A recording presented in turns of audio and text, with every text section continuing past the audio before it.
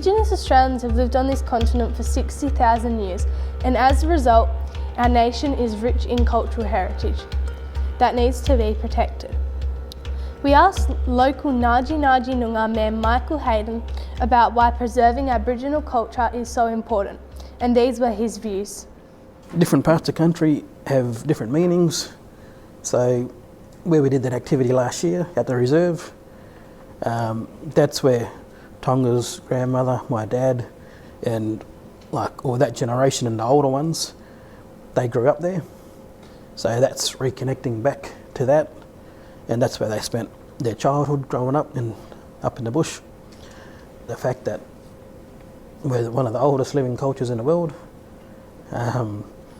we survived so much.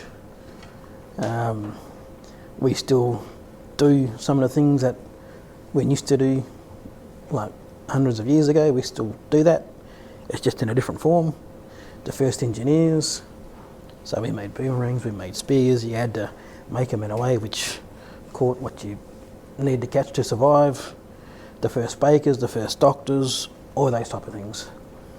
And yeah, the fact that we're still around after so long is really special. So there's a register that's with the state government. So the process is when you find a site, you identify what the site is and you get it registered with the state government. So that legislation was done in the 1970s and it's just being redone right now. But there's a lot of us, Aboriginal guys, who think it's too weak and doesn't protect our sites enough. Within our country, we have rock shelters, caves, there's some paintings, there's waterholes, there's still Aboriginal artefacts scattered along different parts of the country. Up the road from where rock, there's a pretty significant site which is one of our stories. They call it the humps, but it's the Mulkey Cave, and there's lots of kind of paintings and handprints and all that stuff in there. So there's quite a few around here. Once they're on the register, you can go on the internet and you can see where they are. And the more tourists come out, the more they identify our places and the more chances of them getting vandalised is higher. So just outside, in between Bruce Rock, Quirting and Calaveran, there's a place called Kokopin Rock. And what we did, so it was myself and a few of the old uncles, we met with the managers of the land and we did a management plan with them to protect the sites around that rock. Chris Hayden investigated further during his interview with Merredin Shire President Julie Flockhart. What cultural sites of significance are in our local areas? Chris, I've been fortunate to been able to attend Aboriginal cultural tours here in Merredin with Njaki Njaki Elder Mick Hayden, who I think you know. Yeah. The tours were a wonderful way of me to walk and talk with Mick and to have some understanding in a very small way about some of the cultural significant sites here in the Shire of Merredin and also the Wheat Belt as a region. Mick spoke of the importance of ngamma holes, the Coolaman impressions in the trees, and the geographical features that mark episodes in the stories of ancestral spirits who journey throughout the Wheat Belt.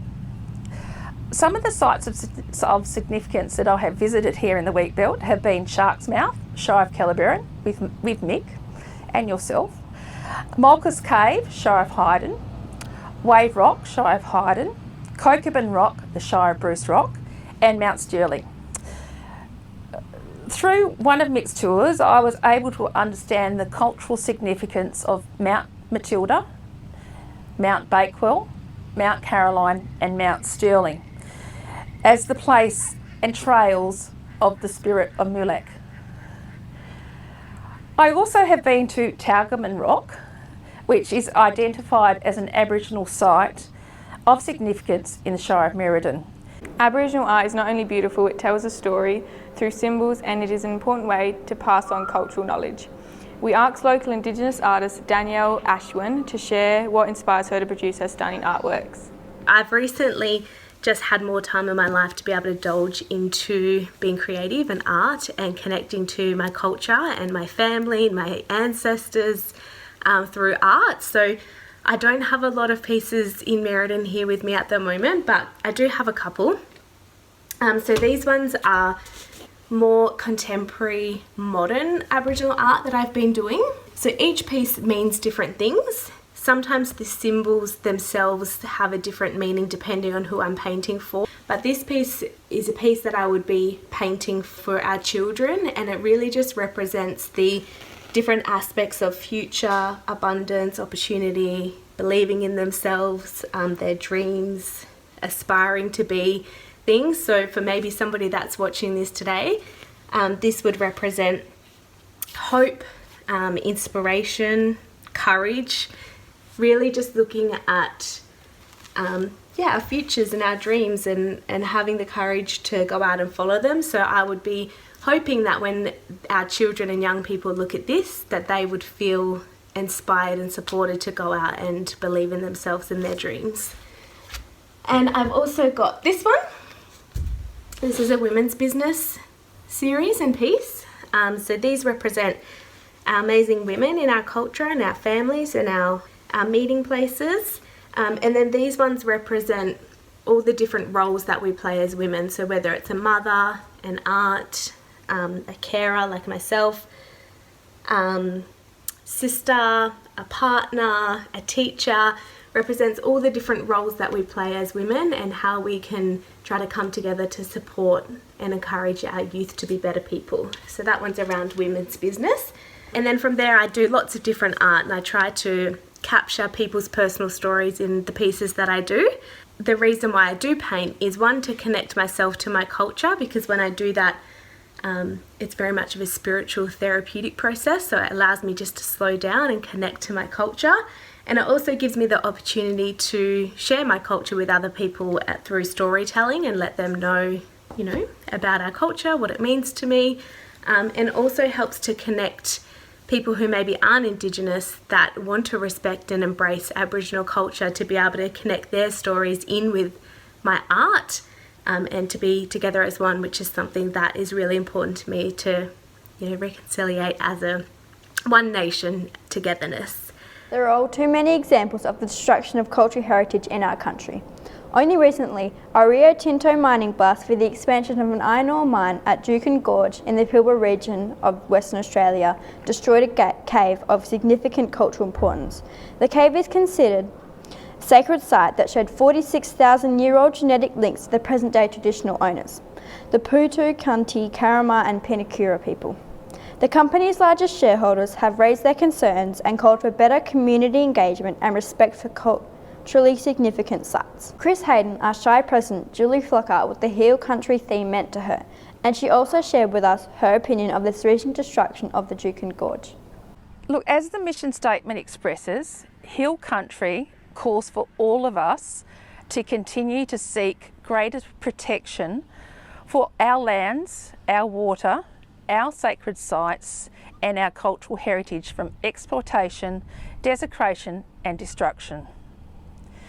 The recent destruction of ancient rock shelters at Njaki Gorge in 2020 by the mining company Rio Tinto highlighted to a world stage that a simple apology cannot bring back the millennial-old heritage that's been lost thanks to an iron ore company who value the importance of the dollar over the moral ethics of social licensing.